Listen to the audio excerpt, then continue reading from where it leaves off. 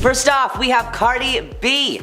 Cardi B and Nicki Minaj both appeared on Migos' song Motorsport, and that led to a ton of drama. Cardi said that Minaj changed her verse before the song was even released, to which Minaj responded in an interview that Cardi and husband Offset tried to, quote, make her seem like the bad guy. The ladies seemed to bury the hatchet shortly thereafter at the Met Gala. Not to mention, Minaj gifted Cardi a $5,000 basket of luxury goodies when her baby Culture was born. But then, the rappers got into a physical altercation at a New York Fashion Week party in 2018, with TMZ cameras catching Cardi cursing and trying to get through a large crowd of security to Nicki Minaj. Cardi left the party missing a shoe and with a knot on her head, reportedly from a security guard. Cardi B wrote on Instagram shortly after the fight that Minaj had been bad-mouthing her and her baby, which Nicki later denied on her radio show. I just want people to know that Onika Tanya Mirage, Nicki Minaj, will never speak ill on anyone's child. The other night I was part of something so mortifying and so humiliating to go through in front of a bunch of upper echelon people who have their life together. I was in a Gautier gown off the mother effing runway, and I could not believe how humiliated we all felt because of Nicki Minaj, Cardi said. Our next celebrity is Miss Taylor Swift. Nicki Minaj took issue with the 2015 MTV Video Music Award nominations for Video of the Year, which she said only celebrated Skinny White Woman, seeing as her hit Anaconda did not get a nomination. She didn't want to name names, but Taylor Swift, who was riding high on her 1989 success, took it as a dig, tweeting to Minaj, "I've done nothing but love and support you. It's unlike you to pit women against each other. Maybe one of the men took your slot." Nicki replied that she never referred to Taylor Swift in her complaint, but suggested that the Bad Blood singer speak out to raise awareness of the issues of racism and sexism against women of color in music. Swift didn't, but the ladies teamed up for a duet at the award ceremony to show their solidarity with one another. That solidarity didn't last long though, because Minaj later recorded a feature on Swish Swish, Katy Perry's attempt at a diss track against Taylor Swift. Considering how long Taylor can hold a grudge, we're guessing Minaj won't be invited to join her infamous squad anytime soon, especially considering which Kendrick Lamar lyric Minaj tweeted after Swift dropped "Look What You Made Me Do" in August 2017, which fans clearly perceived as a dig against Taylor. Next up, we have Iggy Azalea. Nicki Minaj's feud with Iggy likely stemmed from Azalea's 2010 tweet that resurfaced in 2013, which read, quote, "LMAO at Nicki saying she did the Bette Awards live.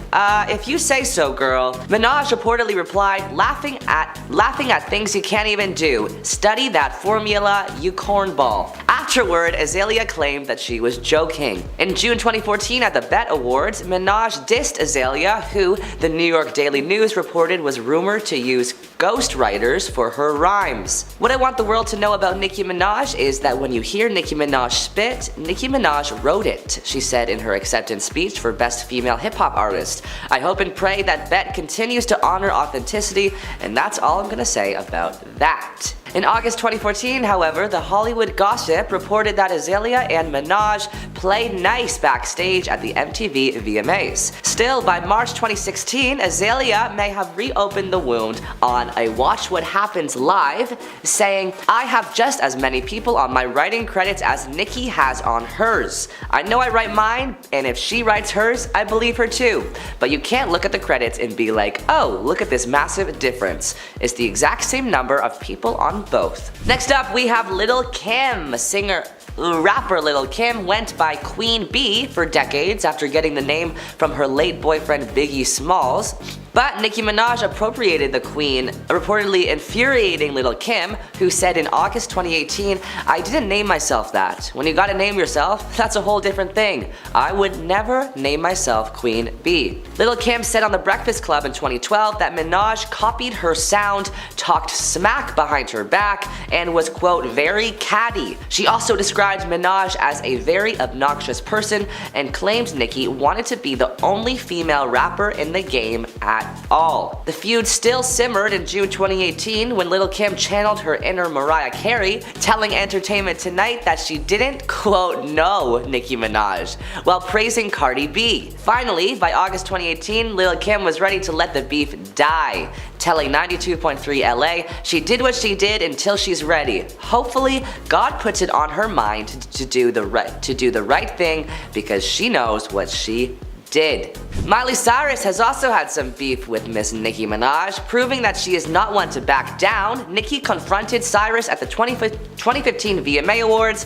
which Miley Cyrus hosted, after the Wrecking Ball singer called her not too kind while commenting in an interview with the New York Times. Nicki said live into the microphone at the VMA Awards, now back to this B word that had a lot to say about me the other day in the press, Minaj said after taking to the stage to receive the award for Best Hip Hop Video. Miley, what's good? Cyrus quickly tried to defend herself, telling Nicki, "We all do interviews and we all know how they manipulate." Minaj addressed the still unresolved feud in her cover story for the New York Times Magazine's Culture issue that October, saying, "You're in videos with black men and you're bringing out black women on your stages, but you don't want to know how black women feel about something that's so important?" Minaj said of Cyrus. Years later, Miley released the song Catitude in May 2019, which features the lyric, "I love you Nicki, but I listen to Cardi," a clear reference to the Minaj-Cardi feud. Nicki responded to Cyrus's diss by saying, A chicken can never talk smack about queens," Minaj said in a response to a question about Cyrus. "But I do notice a lot of chickens recently have been trying to say the queen's name for clout, and that has always been happening." The rapper said, "That's what Miley did in the first place. And then the white girl cried and made the black girl seem like she was the bad guy. In the first place, she disrespected me in a magazine article for no reason."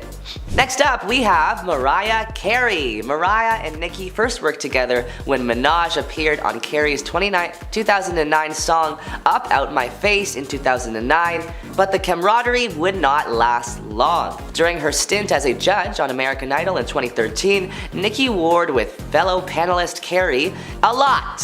An Idol source told People that Mariah didn't think Minaj could sing and, quote, doesn't think she should be judging folks. Mariah has been saying little things to jab at Nicki from day one of shooting, the source said. Although other insiders said Carey did not provoke Minaj, a profanity-laced outburst caught on video by TMZ suggested that Minaj was fed up and super angry. The once cordial stars, who never patched things up publicly, announced their departures from American Idol on the exact same day in 2013. Our next celebrity on the list is Megan Thee Stallion. This is a recent update. Nicki and Megan have had beef throughout the years, but Nicki just dropped a new song that shades Megan to the extreme. Wait, the opposite. Oh no, that's good. The most recent chapter of Megan and Minaj's difficult relationship began when Megan released her latest single, Hiss, on Friday, January 26th of this year. The track begins with Megan's declaration that she wants to,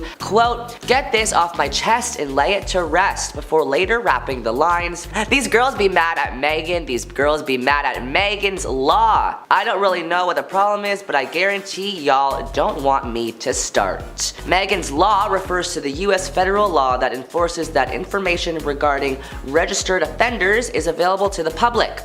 For some, this line is a remark aimed at Nicki's husband, Kenneth Petty, who is a criminal and a registered offender. After pleading guilty, mere hours after the release of Hiss, Minaj launched into a tirade on social media and previewed her song Bigfoot, a diss track to Megan. The song was released in full today, this Monday, with notable lyrics such as, bad girl, she like 6 foot, I call her Bigfoot. The girl fell off, I said get up on your good foot. As well as likely referring to Megan's height, 5'10", and the fact that she was shot in the foot by Tory Lanez. Minaj also repeats the line, lying on your dead mama. Megan's mother, Holly Thomas, died in March 2019 of a brain tumor.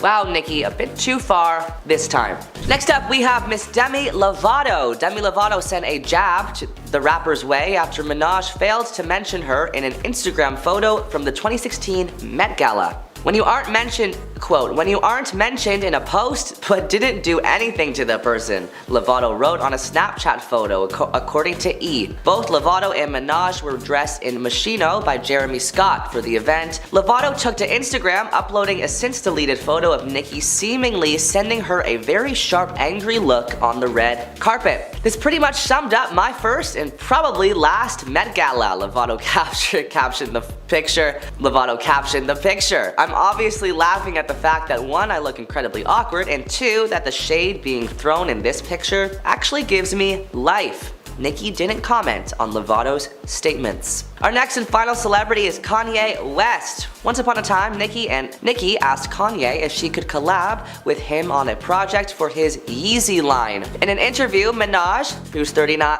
don't need to say that. In an interview, Nicki said she told Kanye West, "Hey look, I'm about to do something and I just wanted to make sure I spoke to you first," alluding to wanting to work with Yeezy, but the idea didn't exactly go down as planned. According to Nicki, Kanye said he was like, "Well, if I did something with you, I think my wife, Kim K, probably wouldn't love that idea because I should be giving that to my wife instead. If I was doing a female version of the Yeezys or whatever, it should probably go directly to my wife first." The fashion line conversation, which took place before Kanye and Kim Kardashian split, left Nicki Minaj wondering why someone was, quote, very vocal about the fashion industry not letting him in at one time would deny another black music star the same chance. First off, we have Shake It Off, and it involved a lawsuit. The lawsuit was filed by Sean Hall and Nathan Butler, the songwriters behind Playas Gonna Play, a 2000 song by the R&B group 3LW that contains the lines "Playas they gonna play" and "Haters they gonna hate." They accused Swift of using those lines without permission or credit on Shake It Off, which was released in 2014 and became one of Swift's defining hits, notching 4 weeks at #1 on the Billboard singles chart. The lawsuit was eventually dismissed, and Taylor stated, "I have never heard the song Playas Gonna Play and have never heard of that song or the group 3LW," she said in the court filing. Getaway Car is another song that people are accusing Swift of stealing, and it involves another famous celebrity, Hilary Duff. Hilary, known for her hit Disney Channel show Lizzie McGuire, also had a successful music career after her departure from Disney Channel, and she has been going viral on the internet lately for her iconic performances on talk shows, but that's besides the point. Hilary put out a single called Breathe In, Breathe Out, and the song includes lyrics such as "X marks the spot where we fall in love." Sound familiar? Taylor Swift's Getaway Car has almost identical lyrics. "X marks the spot where we fell apart." Fans were quick to notice the similarities and express their disappointment with the singer, one user saying on Twitter, "Don't get me wrong, I love Taylor, but the second I heard that, I immediately thought of Hilary. Honestly, a bit disappointed." Another user wrote, "Really, Taylor? You're gonna rip off Hilary Duff's Breathe In, Breathe Out on Getaway Car and think we won't notice? X marks the spot where we fell apart? Okay, hashtag reputation." Our next song on the list is Wildest Dreams. Taylor has drawn quite a few criticisms for biting Lana Del Rey's style in a few ways. Most notably, listeners cite how much the choruses for Swift's Wildest Dreams and Lana Del Rey's Without You sound alike, to the point that there are some pretty great mashups on YouTube. The Taylor Swift song also shares elements of the song Young and Beautiful by Miss Lana Del Rey. Are the superstars in a feud because of it? No, actually. Both Lana and Taylor seem to be quite friendly, most recently collaborating on a song called Snow on the Beach. Fans loved the song, but one thing was quite troubling. Lana was nowhere to be heard. Lana was apparently featured on the song, but fans couldn't hear her singing at all. Do their voices just blend perfectly, or did Taylor purposely remove Lana from the song as a way of getting back for all the wildest dreams drama? I guess we'll never know. Taylor has been accused for more than just stealing songs. Kanye West has accused her of stealing his merch designs. The Kanye West and Taylor Swift feud is well documented, but Yeezy stans couldn't help notice a couple aesthetic choices Taylor made in her Reputation era were reminiscent of the rapper's Life of Pablo style. First, they noticed the font used on her tour promotional materials was really similar to one on several pieces of merch Kanye was selling in his pop-up stores. Then she showed up wearing a Marc Jacobs embellished camouflage jacket that also gave people Kanye vibes. This just adds to all the Taylor versus Kanye drama, and if you don't remember how that feud began, let me quickly remind you. The moment that started it all, when Taylor Swift was awarded an award for Best Female Video for You Belong With Me in 2009, Kanye climbed the stairs at the award show to interrupt Taylor's acceptance speech with the now infamous proclamation, "Yo Taylor, I'm really happy for you, I'ma let you finish, but Beyonce had one of the best videos of all time." Shortly after, a stunned Swift told reporters, "I was standing on stage and I was really excited because I just won the award. Then I was really excited because Kanye West was on stage, and then I wasn't excited anymore after that." Along with Taylor's album Lover, she released a Lover poetry book. Well, another author tried to sue Taylor for insane similarities. The lawsuit claimed that Swift had borrowed a number of visual elements from the author, including pastel pinks and blues and an image of the author photographed in a downward pose. She also claimed a copyright to the book's overall format, including a recollection of past years memorialized in a combination of written and pictorial components and an interspersed photographs and writings. Just one problem. In their response in February, Swift's lawyers said those elements were nothing more than commonplace features of almost any book, meaning they fall well short of being unique to qualify for copyright protection. Beyonce also had some trouble with Taylor after her 2019 Billboard Music Awards performance. Taylor Swift opened up her live performance of the song Me with a drum line that had a lot of viewers at home wondering if they were about to see a surprise Beyonce performance, but instead, Taylor Swift came out and struck a pose. To say it was reminiscent of Beyonce's Homecoming is an understatement, and Twitter users were quick to share their opinions. How come nobody on Taylor Swift's team told her that completely and very poorly ripping off Beyonce was not a good look, one user wrote. Another user said, Taylor Swift really stole Beyonce's set like that? But get this, Taylor Swift's director for the Bad Blood music video is now accusing Beyonce of stealing ideas for her Formation music video. The director says they tried to say she's wearing a black crop top and Beyonce wore a black crop top, but they don't realize in 2015 in Bad Blood, Taylor Swift was wearing a black crop top already. I really do think, by the way, that Beyonce copied Bad Blood, he says. Now, this next story was highly publicized and has Taylor Swift as the victim of stealing. She's the victim this time. On June, I'm gonna do that one more time. Now, this next story was highly publicized and now has Taylor Swift as the victim. On June 30th, 2019, the American singer-songwriter came in dispute with her former record label, Big Machine Records, and its new owner, Scooter Braun, over the ownership of the masters of her first 6 studio albums. It was a highly publicized dispute, drawing widespread media coverage and led Swift to release the re-recorded albums Fearless, Red, Speak Now in 1989 from 2021 through 2023 to gain complete ownership of her music. Scooter Braun had become the owner of all of the masters, music videos, and artworks, including those of Swift's first 6 studio albums. In response, Swift stated that she had tried to purchase the masters,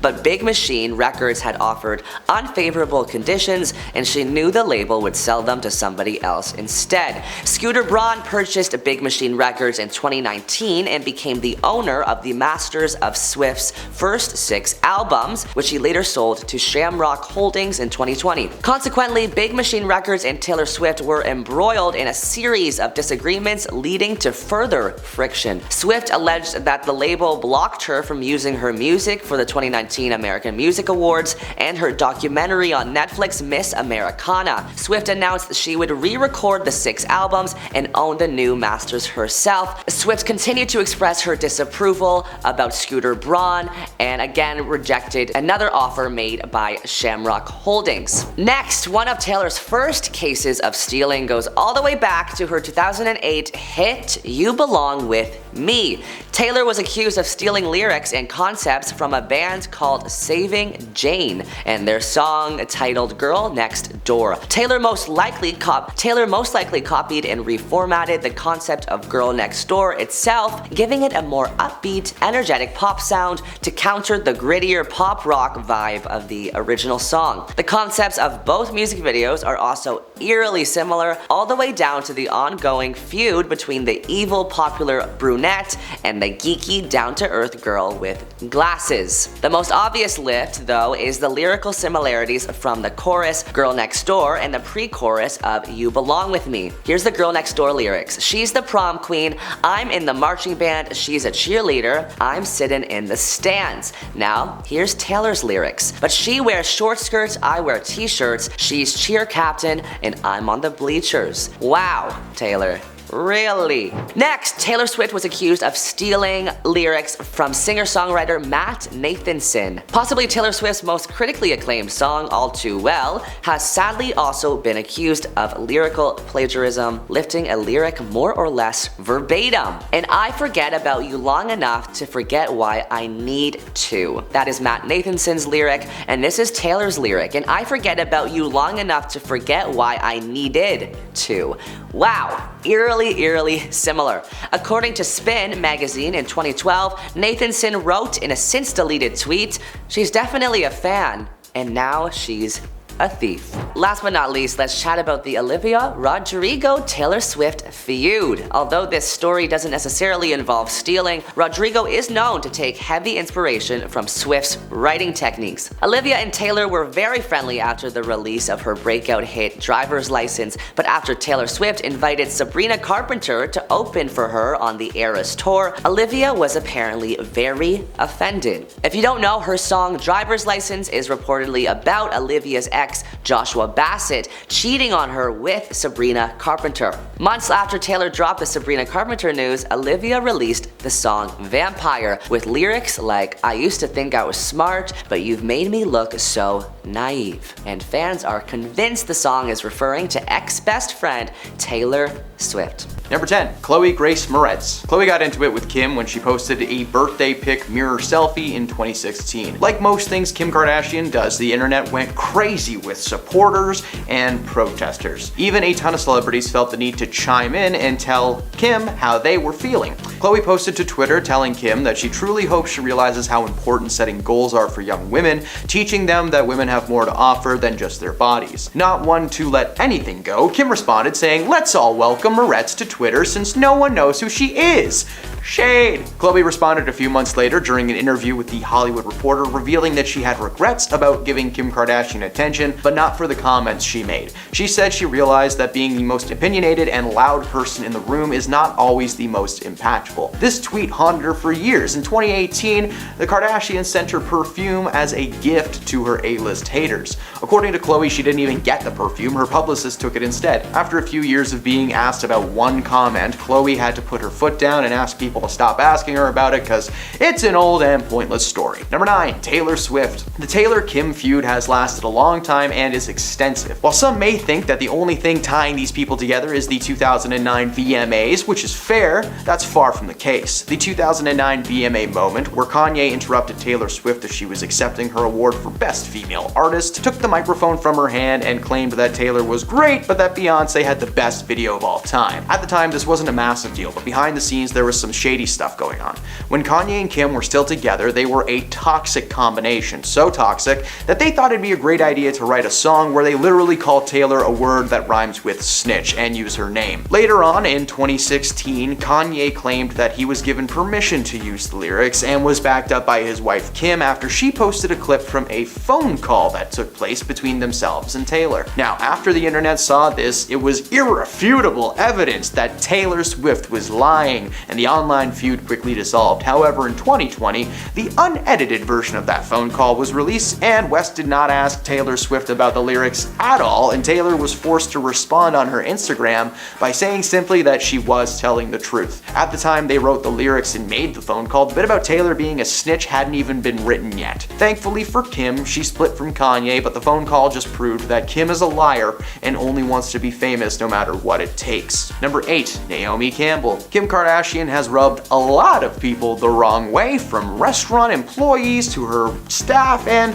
supermodels. In 2014, Naomi Campbell appeared on The Morning Show, where she was also asked about her thoughts on Kanye West and Kardashian's Vogue cover. Campbell seemed very hesitant to give an honest answer, doing her best to skirt around the issue while still giving enough information to viewers for them to realize that she was definitely throwing some shade at Kim, literally saying that she did not want to comment. When pressed about the answer, Campbell explained that she is a fashion model and she's been working for 28 years, and when you get a Vogue cover, it is a build in your career. It's a stepping stone to achievement, she said, suggesting that Kim did deserve the cover and had literally no further comments to make. Considering what she could have said, Campbell handled the situation pretty well and with a ton of respect, but bloggers attempted to add fuel to the fire in April 2019 when they started accusing Kardashian of stealing Campbell's most notorious red carpet looks. Kim set the record straight, saying that in this case, imitation was the sincerest form of flattery. According to Kim, herself and Naomi had talked about this before any clothes were worn, and the pair also created a short film with Cher in 2020, so either they patched things up or they kept it together for Cher, which I would do as well. Number 7, Bette Midler. Kim's birthday suit mirror selfie caught the attention of a lot of celebrities. One who chimed in just completely out of left field was Bette Midler. Bette is an incredible woman, well known for her music career. She is also a fantastic actor who is probably most universally known as Winifred Sanderson from the film Hocus Pocus. Bette posted on Twitter weighing in on her feelings about Kim, saying that Kim Kardashian tweeted a birthday suit selfie, and if Kim wants us to see a part of her that we have not seen yet, she's gonna have to swallow a camera. That is legendary. What a great roast. Please get this woman on the dais of the next Comedy Central celebrity roast as soon as possible. Kardashian commented back with a joke of her own, asking Midler to send birthday pics of her own, even though it was past her bedtime. Get it? Cause she's old? Ending the comment with the hashtag, just kidding. However, a few minutes later, she posted another, more sinister comment saying, Bette Midler, I really didn't want to bring up how you sent me a gift a while back trying to be a fake friend and then come at me. Kim's terrible, eh? But she did not have the last laugh. Bette responded to the comment telling Kim that she has never tried to be a fake friend. Looks like anyone can take a selfie, but not everyone can take a joke. Which is very true. How are you going to write the first joke about her being old, and then before she even responds to that joke, you comment again saying like, you know what, I wasn't gonna bring this up, but why not? That's a terrible way to start a conversation and a terrible thing to do. Number 6. Pink. A lot of celebrities seemed to be upset and annoyed when Kim Kardashian posted that birthday suit selfie, and one of those powerhouse musicians was Pink. She took to Twitter to comment on Kim and her photos, shading her selfie and tweeting a photo of a note that she wrote pertaining to women. She wrote, "Shout out to all of the women across the world using their brains, their strength, their work ethic, their talent, their magic that they were born with that only they possess," and continued that it may not ever bring you as much attention or banknotes as using your body, your orientation, your identity, but women like you don't need that kind of attention. Pink does not hide her feelings, so when she came onto a show called Watch What Happens Live with Andy Cohen, a fan asked her if her post was in fact in reference to Kim Kardashian, and Pink did not hesitate and said yes. Kim had apparently gone in on Bette Midler, and according to Pink, if you mess with Bette, you'll be hearing from the Pink. Number 5, Miley Cyrus. Miley is no stranger to a raunchy post or two, but when Kim Kardashian posted those birthday selfie pics that everyone seems to be upset about, it didn't go over well with Miley either. Her issue was not with the photo itself, but instead of the amount of attention that the photo had received. Miley was even prompted to create her own Instagram post addressing the issue. The pics from Kim became such a phenomenon that Miley just couldn't ignore it, in her words. Taking to Instagram, Miley posted a Kim-moji of Kim Kardashian's famous booty, clearly trying to let everyone know who she was talking about without actually posting any pictures of Kim Kardashian. She also included a caption addressing the feud, calling those involved tacky. Instead of asking the world to just straight up stop celebrating Kim, she attempted to shift the focus to celebrating women in general, posting to her Instagram asking women to celebrate each other, writing, "Why don't we overly fortunate women come together and try to create and bring jobs to other women in desperate need of them, so that they can support not only themselves but their families as well." Kim never responded to that post or showed any support of any kind for Miley, and eventually the world moved on to something else, but the message Cyrus was trying to share is one worth noting. Number 4, Sharon Osbourne. Sharon is no stranger to controversy herself, being fired from her views on the talk, but that did not stop her from being one of the celebrities that vocally trashed Kim's mirror pics. Sharon even went so far as to recreate the photo herself in support of Kim, writing #liberated. However, while the photo is still up, she seemed to go back on her statement in 2017 when she berated Kim for the revealing photo. She wrote that Kim says she is doing everything in the name of feminism, but that this was not that. She said in reference to the Kardashian women as a whole that these women live off their bodies, half of LA has been through them, and everything they do from the tapes to the plastic see-through dresses and gym wear are all about sex and not female progress. Kardashian responded to the post saying that she never exclusively said that anything was in the name of feminism. Instead, she said she posts body-barring pics because she said, "I like how I look and I feel proud when I've lost all the baby weight," and she posts it because she feels like posting it and feels powerful. Those are her words. Number 3, Beyonce. Considering Beyonce and Kim run in similar circles thanks to their Hollywood connections, their former rap husbands who were friends, and entrepreneurial backgrounds, you would think that these people get along, but apparently that is very far from the case. Rumors about Kardashian and Beyonce's feud started in 2014 when Jay-Z and Beyonce didn't show up to Kim and Kanye's wedding. Fans, being the way that they are, started launching rumors left and right, flooding the internet with possibilities. 2 of the big ones were A, that they were too busy, which is fair, and the second being that Rachel Roy, who Jay-Z is rumored to have cheated with,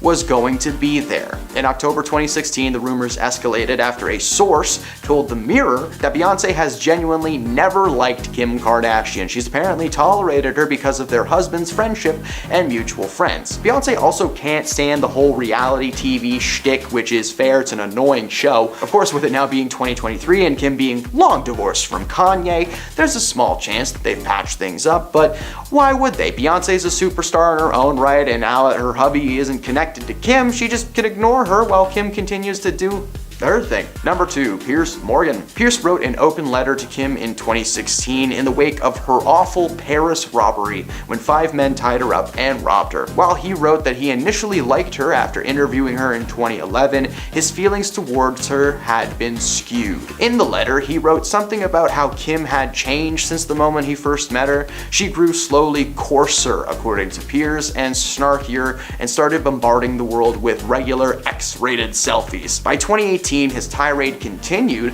claiming on Good Morning Britain that time should be up for Miss Kardashian after she posted a topless photo on Instagram. Unsurprisingly, Morgan happened to later be a recipient of Kardashian's Valentine's Day gifts, the only man on that list. The gift only fueled his hatred and criticism, and in September of 2019, he continued his hate when he mocked Kardashian's Emmy presentation with her sister Kendall, where the entire audience openly laughed at the 2 starlets. Morgan said that compared to the genuinely talented people on stage that night, those sisters looked like idiots. And at number 1, Amber Portwood. One of Kim's earliest feuds dates back to 2011 when she upset a ton of young moms from the TV show Teen Mom. Kim wrote a negative post on her blog about teen pregnancy rates, blaming Teen Mom for making the situation seem cool in the eyes of young women. Clearly, she's never seen an episode of that show. There's nothing cool about it. In fact, it's pretty depressing. One of those kids, as she put it, didn't let Kim talk down to them without consequences. Amber posted on Twitter saying that the last time she checked, Kim had an X-rated movie floating around the internet that she made a lot of money off of. She did that, but she wants to bash the girls in Teen Mom. When her sister Kylie got pregnant, she seemed much more supportive of the situation, so it's okay to have a baby when you're young, so long as you're related to Kim Kardashian. May that be a lesson to all of you. At number 10, we have how she felt about Desperate Housewives. While she enjoyed working on the set and had a great time with the cast and crew, it dominated her career, and she wanted to be known for something other than Desperate Housewives. In a nutshell, the show was about how one of the housewives who passed saw her friends, saw the world, and saw her personal experiences. But over the span of the 15 years the show took place, they gradually learn about the dark and hidden things about the other women, and what they are hiding behind their white picket fences. The show had 8 seasons in total, and won many awards and accolades. And Felicity even won an award for Outstanding Lead Actress in a Comedy Series. So why would she want to break away from all that? Well, after the success of the show, she had a hard time landing roles that matched the success of the show. She has many IMDb credits, but all of them were either small roles or not blockbuster hits, which had to have put a dent in her confidence. This brings us to the next point. At number 9, we have how she's overshadowed by her husband. She dated and is now married to William H. Macy, and they have 2 daughters together. But with his decades of success, his most notable role being in Shameless, it's safe to say that people would recognize him first if they're out in public together. 15 years is a long time to be with someone, especially when it comes to Hollywood. He even helped her land some of the roles in some of the movies he was in as well, which led them to both earn their stars on the Hollywood Walk of Fame in 2012. It's good for them that they can actively work together, and it's important to be supportive of one another. But there is a definite success gap between the two of them, married or not. It could be the fact that Felicity was just never cut out for bigger roles, but as long as she is happy with where her career has gotten her, that's what counts. At number 8, we have how she's a Nepo baby. Now, it wasn't that she was born into a famous family, but she was born into a wealthy family, with her presumed father being a partner at Morgan Stanley. One of her grandfathers was the founder of the Peter Cartridge Company, a Baptist minister and an author, and her great-grandfather was a St. Louis businessman. Because of the family wealth, she attended a private school along with her 6 other siblings, and attended a New York university and an art school in London. This is what led her to have a stage career before reaching the big screen, but we'll get more into that later. While she hasn't directly been labeled a Nepo baby, she insists her success came from her auditions and her natural acting talent, rather than the fact that her parents paid for her to have such a prestigious acting education. At number 7, we have how she started as a stage performer. As I mentioned before, she did study acting and began acting in theater, as a lot of actors do. She's acted in 17 different stage productions, with most of them actually being in New York. She also continued to star in stage productions up until 2015, while taking breaks in between to star on screen. She hasn't said anything about her progression from theater to television, so we don't have a good inside look at how she managed the transition or how she handled it. But with her having numerous lead roles, it's safe to say that her stage acting paid off enough for her to become a television actor, even if they were only small roles in small movies. At number 6, we have her trying to be a parent. It's not easy to be a parent, and it makes it even harder when both you and your husband are regularly working individuals whose entire livelihood is based on landing roles. In the year 2000, she had her first daughter, and in 2002, they welcomed their second daughter. However, when Sophia, her eldest, was born, she felt like she wasn't fit for motherhood, and that she just kept making mistake after mistake while being sleep deprived. She starred in Door to Door in 2002 and has been acting regularly since then, starring in Christmas with the Cranks, Transamerica, Raising Helen, and Phoebe's Wonderland, to name some of the bigger ones. This couldn't have been easy with 2 young daughters at home. Well, acting seems to run in the family, considering one of her daughters is currently in school for acting, but it wasn't always sunshine. This brings me to the next point. At number 5, we have how she didn't want to be a bad mother. No parent wants to hear that they failed or that they didn't do enough, or their actions caused their child to grow up the way they did. So because of this, both Felicity and William tried to raise their girls out of the media's eye, which is what we know is probably for the best, considering some children of famous people who grow up being famous are a little out of touch with reality. William said in an interview that when Felicity found out she was pregnant, she tried to gain all the knowledge she could about parenting through books, and would read stacks of different parenting books in order to do her best as a mother. Their oldest daughter, Sophia, wanted to follow in her parents' footsteps, and is becoming an actress herself, but not without a hand lent by her mother.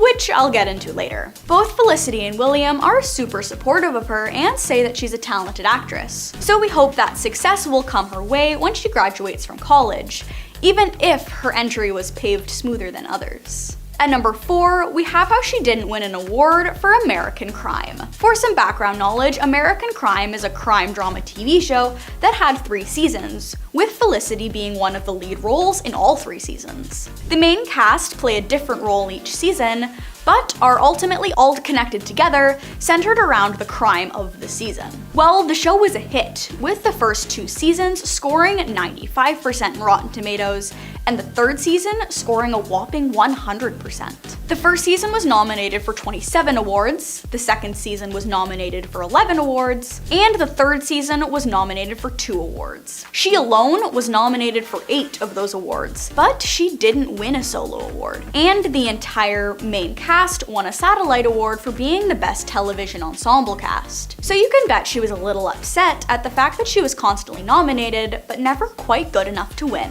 At number 3, we have Transmerica. The movie received well with critics, but was a lot to take in for some fans. It's got a very long and complicated plotline that makes no sense in some places. And one of the places that left some fans disappointed was that Felicity played a trans female character. It was also widely disregarded because it was released in 2005, and people weren't nearly as open to the movie concept as they would be now. But people thought that Felicity's character should have been played by an actual trans woman who would have had a more genuine understanding of the character, and what the character goes throughout the movie. The movie was originally created for a film festival, so it never saw theaters, and it was rated a 6.8 out of 10, according to 145 people. However, she did win a Golden Globe for her performance, and critics thought it was a great movie, considering it won 12 awards at a few different award ceremonies. But with how fast the world changes and how quickly Hollywood's gaze changes, it's still overlooked. At number 2, we have how she is practically invisible in today's world. While she had a steady career, her name is only known because of the scandal she participated in a few years ago. Even if she won a handful of awards, she was never in anything monumental enough to be acknowledged by the modern world, or to be remembered as an important character of film history. While being married to a famous actor as well helps with her relevance, it's not working as well as some may think. She has gone back to stage acting, which isn't nearly widely appreciated as acting on screen, so she's going backward rather than forward in her career. But at least she's still trying, right? This proves that even if your star is on the Hollywood Walk of Fame, you aren't always relevant to Hollywood. And last but not least, at number 1, we have the Varsity Blues scandal. The point most of you have been waiting for, since she just came forward and talked about it for the first time since it happened. And there have been a lot of different reactions. The Sparks Note version of what happened is her daughter Sophia, the one I mentioned before who's in school for acting. Well, her practice SAT scores were subpar, so Felicity paid someone $15,000 to improve her score enough for her to be accepted into the college she's still attending. Felicity claimed she had no choice but to break the law for her daughter to pursue her dream. And she wasn't the only one who was caught during the scandal. Rich parents have been doing it for years, but the fact that she claimed she saw no other option for her daughter if she didn't, and how she wanted her to have a chance at a future, as if she couldn't study harder or work harder like most American students. She even went as far to say that when the FBI entered her mansion and woke up her and her daughters, she thought it was a joke until she was put in handcuffs. She was in jail for 11 days before being released. This just proves how far famous parents will go to make sure their child comes out on top, which we have seen a lot in celebrities. Number 10, Thomas Gibson. Thomas made a name for himself starring as one of the leads of the series Criminal Minds. He was on the show for a few years, and in that time he made a few problems for those unfortunate enough to be staff members of the series. There were some issues over the years that would have warranted some actions, like screaming at producers and writers for not doing a good job, but the incident that got him kicked off the show for good involved, well, a kick. In 2016, Thomas was swiftly fired from the series after an incident with a writer named Virgil Williams. An internal investigation revealed that Thomas kicked Virgil one day during production of an episode that Gibson was directing. As I said, this was not the first incident on set that really should have resulted in some kind of a punishment though. In 2013, he pleaded no contest to No Juice related reckless driving after being arrested on suspicion of a DUI, and 3 years before that, he allegedly shoved an assistant director named Ian Wolfe during a late night location scene. That led to the studio ordering Gibson to take 8 hours of anger management. According to most people on set, Thomas was a wild card. Some days he'd be friendly and accommodating, and then the next day he was ballistic. Number 9. Joaquin Phoenix. We understand a dedication to one's craft, and Joaquin is just a prime example. Joaquin's acting career has been going steady since he first appeared in the 1989 comedy Parenthood when he was in his mid-teens. While he's seen as one of the greatest actors in recent history, his reputation on set was tarnished thanks to a little freakout while filming the 2018 solo flick Joker. He appeared on Jimmy Kimmel Live to promote the film when Jimmy played a behind-the-scenes clip of Joaquin getting loud and angry at a man named Larry, and the constant whispering behind the cameras before dropping an F-bomb and storming off the set. When the cameras came back to the studio, Joaquin was just frozen in shock. He was clearly not expecting that clip to ever see the light of day. He explained that Larry was a cinematographer who was teasing Joaquin off set earlier in the day, calling him a diva and referring to him as Cher. In fact, during his on-set outburst, you can hear him say, "Calling me Cher, how is that an insult?" He then explained that there's a lot of pressure on set, especially in a closed space like the apartment from the scene, and he apologized to the audience for having to see him behave in such a manner, which was met with applause. At the end of the day, he's a performer, and no harm came from this outburst, so if Larry's cool with it, we're cool with it. Number 8. Bill Murray Lake Toss. Bill Murray's gonna be on this list more than once, and for good reasons. For this entry, we're talking about the film What About Bob and its extremely toxic set while filming. Bill Murray was really getting on his co-star's nerves, Richard Dreyfuss from Jaws, literally berating and bullying this man between takes to get the best performance out of him. In the years since, he claimed that Richard encouraged him to do this, but Richard claims that that never happened and is a complete lie. Considering the incident that this entry is actually about though, he got off pretty easy. On the same set, Bill got into an altercation with producer Laura Ziskin, a woman who is so respected that she has an achievement award named after her. This woman was subject to Bill's diva behavior, and one day during a disagreement, Bill Murray picked her up and just tossed her into a lake. When describing the event, she claims that it was playful, but according to everyone else on the set, it was just the wrong word to use. Number 7. Jenna Ortega. Jenna participated in one of the most popular streaming shows of this year on Netflix, playing Wednesday Addams in Wednesday. The series really helped launch Jenna's already growing career, and of course the series was picked up for a second season. However, it seems that Jenna may end up writing that entire season herself, because the writers of season 1 just didn't do a great job according to her. A while back, and before the writer's strike, Jenna made comments about having to put her foot down on the set of Wednesday. According to her, the writing was just odd, and honestly, Jenna made so many good points. She felt that the things that Wednesday was doing made no sense. She was involved in a love triangle that was just weird and honestly distracted from all the good parts of the show, and some of the lines that she was supposed to say were cut after she expressed concerns. There was a line of dialogue that saw Wednesday say the words, "Oh my god, I love it. Ugh, I can't believe I just said that." To which Jenna said, "No.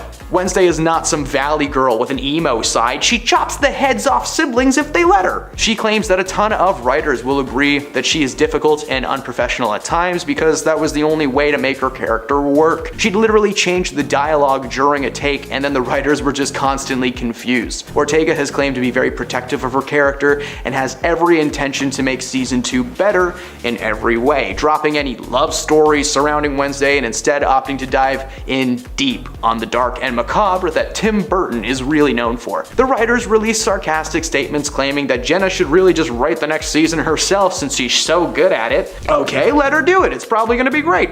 Number 6. Justin Bieber. In 2015, Justin was performing on the Today Show, debuting his new song, What Do You Mean? During his performance, he got super excited and started dancing while singing, one normally would, but moments later he was caught on air dissing the camera operator, saying that he might as well not dance since the cameras don't even move. He said next time he won't dance, it seems like a waste of effort. He was visibly annoyed as he ended his time on the show. Fans of Justin were very quick to question his aggression in the moment.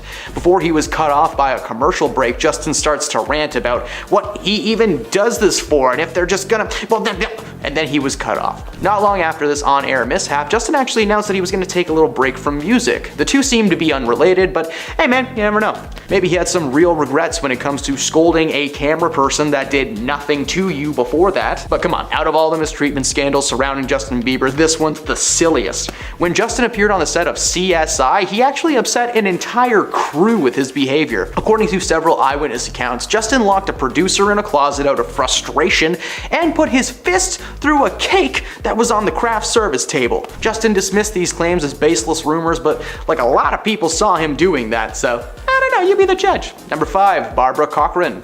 Shark Tank, what a wonderful program. Seeing some up-and-coming entrepreneurs get their start thanks to the endorsement and partnership of the Sharks. One of the Sharks, Barbara Corcoran, was blasted online after a resurfaced clip showed her saying how much she loved to fire people. Firing someone is a difficult conversation, doesn't usually end well for both people involved. However, for Barbara, it's her favorite thing in the entire world. These comments resurfaced as there is a labor shortage across the US, so that didn't help. In an interview on the Diary of a CEO podcast, she revealed that she loves firing people, especially on Fridays. What she loves to do is pop by someone's desk on Wednesday, book an appointment for Friday. Instead of giving them a proper reason for firing though, she'll actually just tell them that, she's not really sure why, they just don't really fit with the company. I don't know what makes this woman think it is a fun thing to be fired, but nonetheless, people are fuming. Many fans simply wonder if she owns a Dalmatian coat.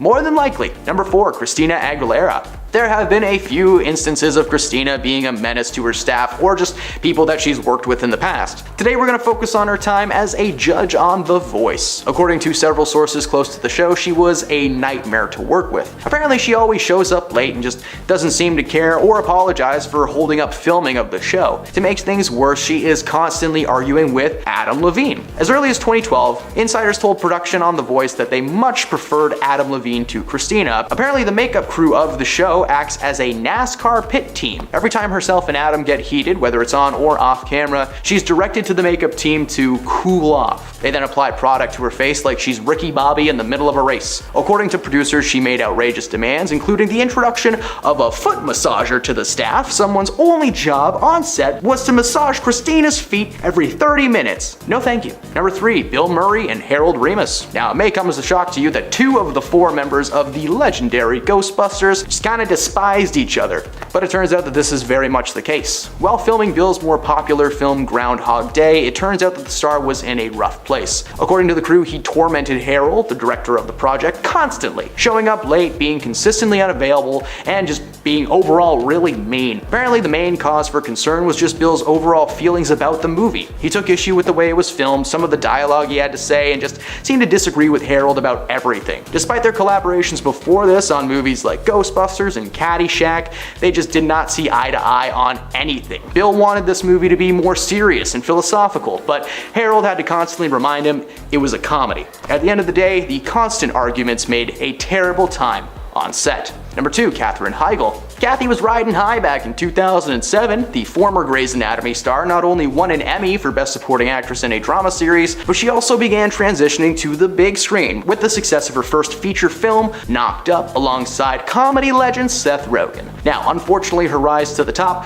quickly became a free fall into an active volcano, following an ill-fated Vanity Fair interview the following January. In the interview, Katherine made a move that still has people scratching their heads to this day. She openly bashed the film that made her famous, claiming that it painted women as shrew, humorless, and uptight, while also placing blame on Seth Rogen for writing the men as lovable, goofy, and fun. The film still sits at an impressive 89% on Rotten Tomatoes because, now while she might claim the project was problematic, the final product is just a fun love story filled with good jokes and performances and a good story. Seth felt betrayed by the comments as they never had a fight on set and it never seemed like she was uncomfortable at any point. These comments, combined with some negativity towards her Grey's Anatomy writers, caused her agents to drop her as a client, and her time in Hollywood quickly came to a screeching halt. And at number 1, Bill Murray and Lucy Liu. Sony's first foray into the world of Charlie's Angels was massively successful thanks to its stars, Cameron Diaz, Drew Barrymore, and of course Lucy Liu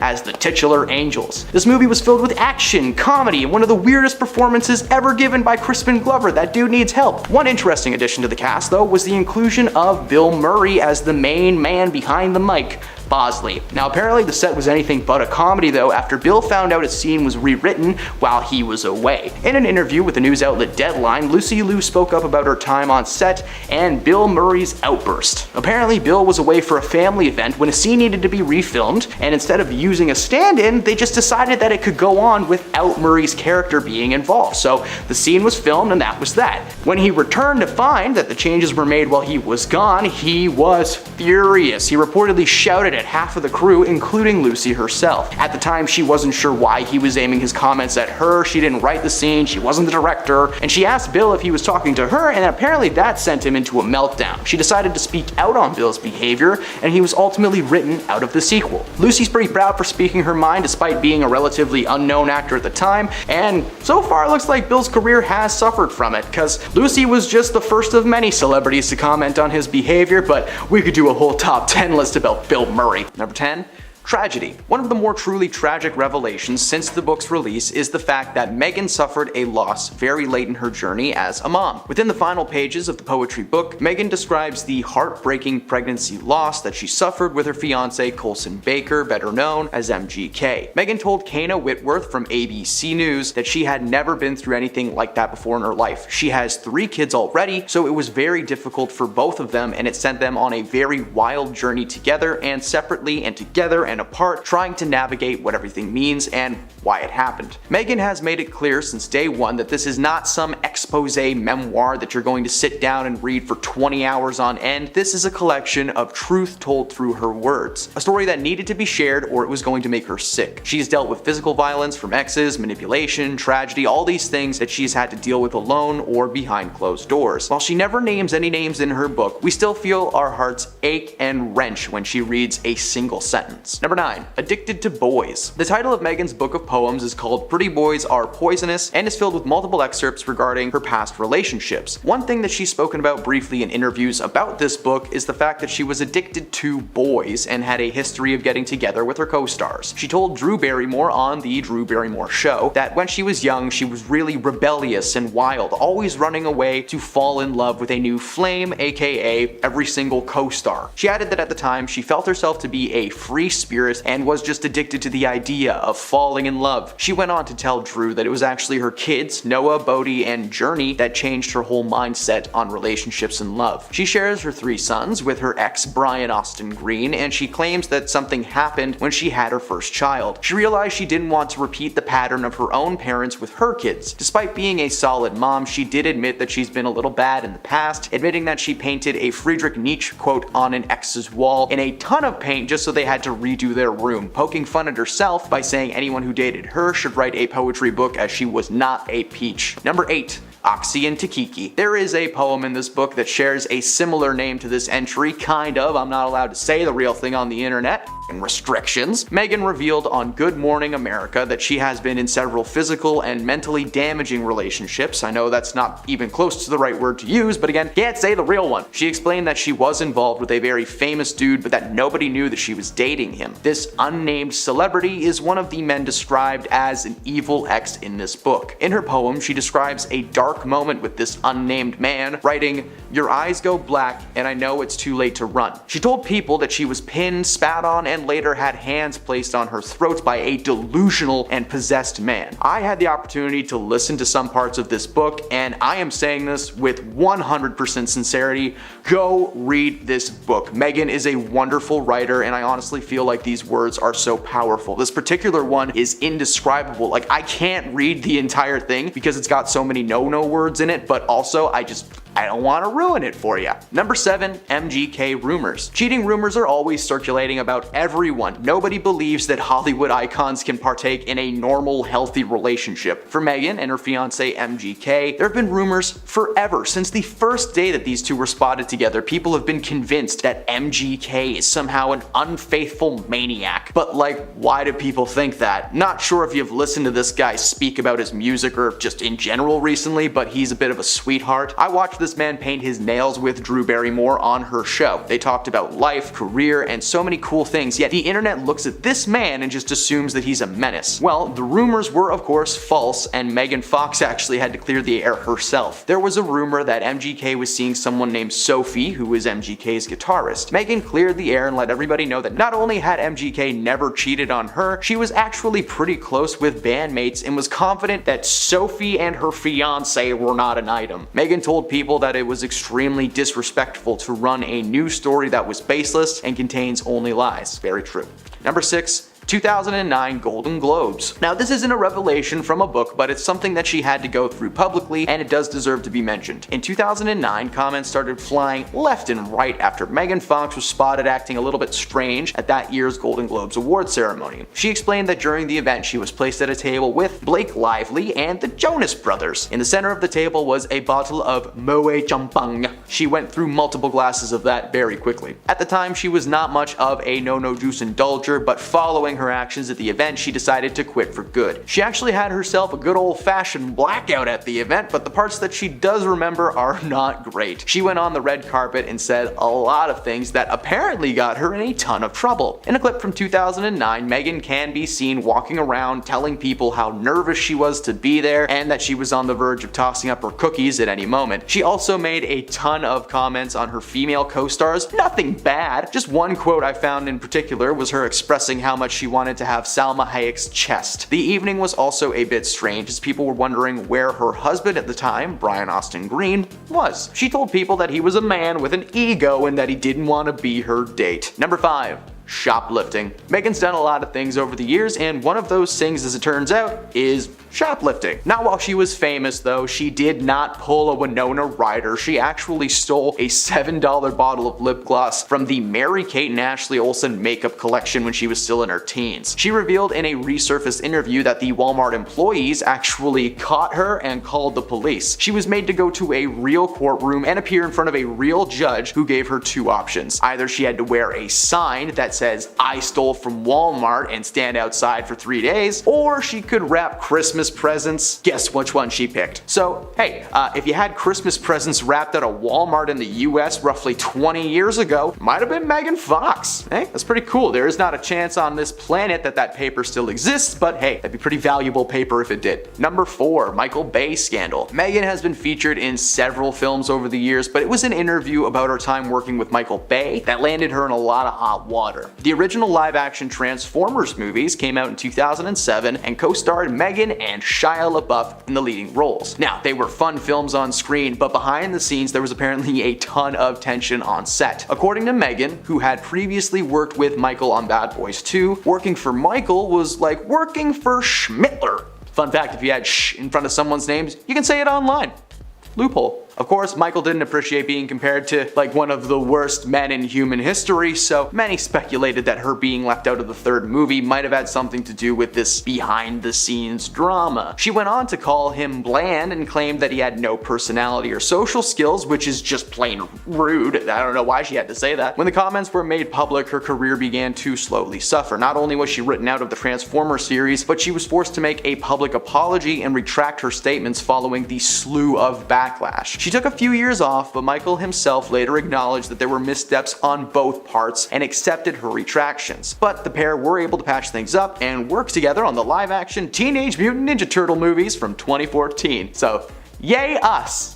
Number 3, MeToo Movement. As some may remember, the MeToo movement began back in the mid-2010s and acted as a conduit for performers to speak out against their fellow Hollywood peers and, actually have their voices heard. Many celebrities were outed, and the situations with them are so bad that I can't even say their names. But I can make up new ones. People like Bill Cos, Harvey Hamburger Shop, and Kevin Spaceman were at the forefront of these allegations. Megan was actually left out of this conversation at the time, and it was mainly due to her being annoyed at Hollywood. She had actually been trying to out some of her peers for years, but according to Megan, she was ridiculed every time she actually spoke up. For Megan, she had already expressed how uncomfortable she felt on certain sets, especially Bad Boys 2, where she was under a waterfall at the age of 15, and claims that she had tried to bring attention to the misogyny misogyny that exists in Hollywood long before the movement existed. However, the movement only made her a bigger punchline. Even when she attempted to branch out into more female-led projects, she was apparently met with similar ridicule. She claims to have never felt truly included in the movement, but believes in it nonetheless. Number 2, lied about LA. Celebrities indulge their stories all the time. Most careers are literally built on the foundation of lying for money. While Megan may be great on screen, she's apparently a wonderful liar off screen as well. During an interview with GQ a while back, she detailed her wild nights out when she first moved to Los Angeles, detailing a specific club that she used to attend regularly called The Body Shop. Inside, she met a woman named Nikita and fell hard. Megan explains that she would buy her things, frequent the establishments, and a few other steamy details that I can't get into. However, a few years later, the story was revealed to be heavily indulged by Megan herself. She said that the story was true, but she might have exaggerated some of the aspects for fun. For instance, she made it seem like the relationship between herself and Nikita was physical or romantic, but that just wasn't the case. She just had a crush and they got along. Simple as that. And at number 1, legendary. While in attendance at the highly anticipated battle between Conor McGregor and Dustin Poirier at UFC 264 in 2021, Megan made some observations about the former president, Donald Trump. During an interview with Jimmy Kimmel, she revealed that the entire audience was in awe of this man attending the event. She said that when he entered, it was to a ton of applause, and that he was surrounded by tons of Secret Service agents, to which she said Trump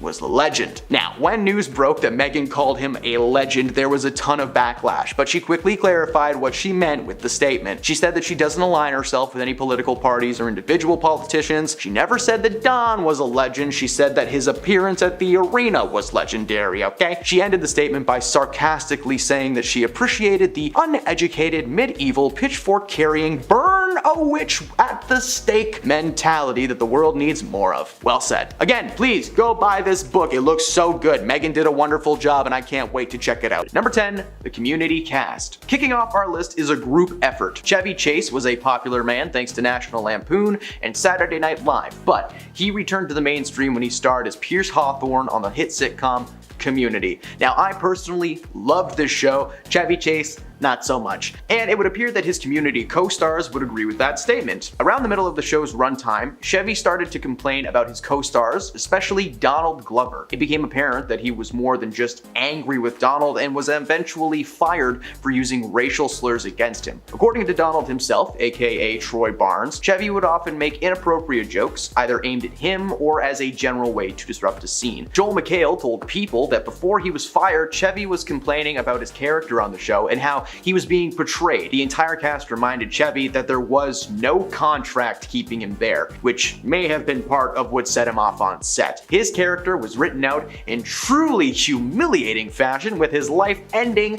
after feeding his geese too much, if you know what I mean. He was playing with his ding-dong. Number 9, Tyrese Gibson. It's no longer a surprise to anyone on the planet that James Franco is a bad dude. His negative vibe can actually be traced back to 2005. James and Tyrese Gibson starred opposite each other in a 2005 dramatic piece called Annapolis. The story followed Franco's character wanting to attend the titular Naval Academy and entering into a boxing tournament against some of the Navy's best and brightest. His main opponent was, of course, Tyrese Gibson. Throughout the majority of the film, James and Tyrese would regularly practice their choreography for their final fight of the film. Now, method acting is one thing when you just pretend to be someone else all the time, but it's different when you're literally punching your co-star for real. Instead of the normal film choreography allowing actors to fake hit each other, Franco was throwing real punches left and right without warning. Gibson tried to be civil at first and just asked him to lighten up, but Franco ignored him and continued to box his little heart out. When asked about the incident in interviews, Franco defends himself by saying that he was aware that he made the set difficult at times and just claimed to be so wrapped up in his role that he probably wasn't as friendly as he could be. Gibson, however, holds a massive grudge towards Franco, claiming that he'd never step foot in the same room as him ever again. Good news for Tyrese, James got cancelled and Fast 11 is surely on its way. Maybe they'll go to Atlantis this time. Okay, why does that sound cool though? Number 8, Viola Davis. Now, the stories about Jared Leto and his acting methods are infamous. On almost every single set that he's been on, this dude has just caused some kind of issue. Someone made very smart decision to keep Jared away from his castmates on the set of Haunted Mansion. That decision really should have been made though on the set of the long forgotten 2016 Suicide Squad from DC Comics, when Jared played the Joker and took it just way too far. Now, I have mentioned the fact that he's left live animals in people's trailers and used adult skin tubes on their pillows and many times in many other videos. For Amanda Waller, aka Viola Davis, she actually received an unwanted surprise that almost forced her to quit the gig. One day she returned to her trailer where she found a case filled with ammunition. Thousands of little metal life enders were just left there as a gift from Jared. Viola did not think this was a present. In fact, she thought that this was a threat. After speaking to her fellow castmates, she realized that it was just Jared leaving her a fun little gift, you know, just enjoy it. This was frightening to say the least, but for Viola, it set her off. When speaking about her time on the film, she has maintained that Jared was intense, and she's glad that she never had to be face to face with him on screen. Or maybe she was. Honestly, I try not to think about that movie very much. Number 7, Amy Hill. Yeah, baby! This one's shagadelic. Despite being a Canadian treasure and the man behind some comedy cult classics like Austin Powers and Wayne's World, Mike Myers is apparently a menace on set. According to his Cat in the Hat co-star Amy Hill, Mike had handlers dress his entire trailer and work area in tenting. Apparently, he didn't want anyone to physically see him. Honestly, that's fair. If I was in a cat suit with an actual plastic bum crack in it, I would want to hide too. His reputation as a difficult Donnie may have something to do with Hollywood basically blacklisting him from appearing as a lead in anything thanks to The Love Guru, which, again, I try not to think about that movie. Of course, he recently starred in his own show called The Pentaveret, which aired on Netflix, a show where he was forced to play half of the cast because he couldn't get more people to work with him. Or maybe it's because of The Love Guru. Honestly, it's a bad movie, who knows? Number 6, Lato. Lato debuted a new song at Coachella earlier this year, a catchy tune that a lot of fans are calling a direct diss towards Nicki Minaj. The big energy rapper provided fans with a fun dance track packed to the brim with shade. Rapping the lyrics, snitches acting like they're running it, they really ran through. She thought I would kiss her ash, but she mustn't have took her meds. Can you tell I'm not a rapper?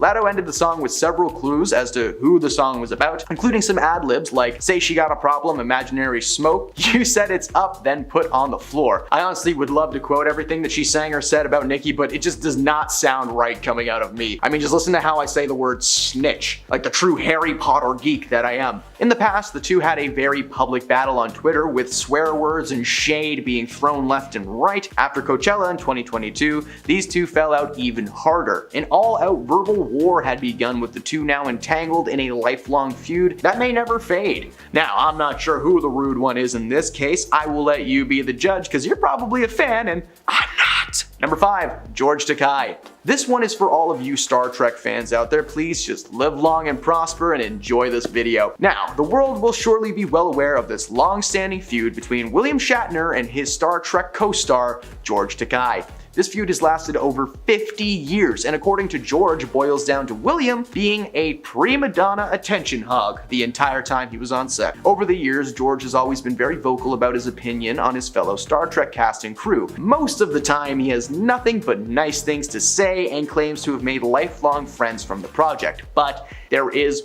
one that he despises: William Shatner. William Shatner was the bane of everyone's existence on set. He loved being the center of attention, and he was very self-involved. He wanted everyone to know who he was. William actually responded to these claims, telling people that he believed his Star Trek co-star was damaging his good name for publicity's sake. Why would a man who's barely acted in 30 years suddenly want to bash you for fame and glory? That doesn't make sense. I don't know if anyone's noticed or not, but William Shatner hasn't done much either in a while, other than petition to go to space for real. Number 4, Dwayne Johnson. Dwayne and Vin Diesel first met on the set of Fast 5, the 5th Fast and Furious movie. They're really great with names. This was Vin Diesel's 5th movie, while it was Dwayne Johnson's first, not just in the franchise, but in acting in general. Now, at first, everything seemed to be okay with these guys. Fast 5 made a ton of money, and they asked Dwayne to come back for a 6th and 7th installment. However, something changed in 2016 when in a now deleted post called one of his fellow Fast 7 co-stars a candied bum, only he didn't say bum, man, I wish I could swear. He actually said a word that rhymed rhymes with grass. Rumors began to fly that he was more than likely referencing Vin Diesel. Rumors proven true only a week later. Following the premiere of Fate of the Furious, Johnson posted to Instagram thanking all of his fellow cast members by name, but he left Vin Diesel out of it. It was later confirmed by Michelle Rodriguez, their co-star, that there was a massive amount of tension on set. They were bros at first, but as time went on, the franchise evolved, and so did their egos. They fought constantly over who should get more screen time, more money, who was the real lead, toxic stuff like that. To keep both of the actors happy, Johnson was given a spin-off movie where he co-starred with Jason Statham, and Vin Diesel was left right where he belongs with his family. Number 3, Meryl Streep. Dustin Hoffman is a very easy man to spot. Not only is he a solid actor, but he has a very specific face. Mr. Megorium's Wonder Emporium, anyone? Huh? Remember that movie? I didn't until I started writing this script, and I'm gonna go watch it tonight. Despite his ability to play lovable and cheerful characters, he actually started out as somewhat of a villain. On the second day of filming his more famous part in Kramer vs. Kramer, Dustin decided to improvise a scene where he strikes Meryl Streep across the face. Sorry, let me rephrase that. Dustin Hoffman thought it'd be a good idea to slap Meryl Streep. Mamma mia, that's not okay. Get it? Because she was in Mama? I'm just gonna move on. Not only was Meryl shocked by the move, but she recalled that Dustin was also trying to use a tactic on her called emotional recall, taunting her about her late partner, John Cazale, and his illness. So just extra level of evil from Dusty. Number 2, Freddie Prinze Jr. Kiefer Sutherland is known for his roles in movies like Lost Boys and Stand By Me, and has built a nice little nest egg for himself. For a long time, he was starring in the crime drama 24. Many celebrities have made small cameos and reoccurring roles on the show, but in 2010, Scooby-Doo alumni Freddie Prinze Jr. was casted as Agent Cole Ortiz. Despite the massive success of the show, the job left him scarred, admitting that he hated every moment of it. According to Freddie, Kiefer Sutherland is the most unprofessional person in the entire world. He continued to say that he wasn't talking trash. This was something that he would say happily to Kiefer's face. Apparently, a ton of his co-stars agree that he makes filming a living nightmare. Following the end of his character's time on the show, he did slow down in the acting world, now limiting himself to voiceover and cameo roles. The odd thing was that while there was some people backing up Freddie's story, there were actually a higher number of defenders for Sutherland, claiming the exact opposite was happening. Some say he's the most professional man in the world, so if anyone watching this knows Kiefer, weigh in, write hashtag Kiefer good or hashtag Kiefer bad, and see what happens. Number 1, Rachel McAdams. The Notebook is considered to be a great romantic movie, one of the greatest of all time, in fact. Oddly enough, the on-screen couple did not get along at all while filming. Rachel McAdams and her co-star Ryan Gosling would constantly fight on set and seem to have completely opposite ideas on how most of the scenes should play out. One day in particular was pretty exciting for anyone not involved, all the drama watchers on set enjoying their free tea. Ryan called over the director and demanded that Rachel be replaced by another actress to read her lines. In front of 150 crew members, Ryan Gosling was claiming that Rachel wasn't giving him anything, and the two would constantly yell at each other. Their toxic on-set feud somehow morphed into a real-life relationship that lasted for like 2 years. Anyone who's worked on the set of this film blames them for constant schedule setbacks and creating an overall difficult work environment. So honestly, we don't know who the meanest one was there, Rachel or Ryan. You be the judge.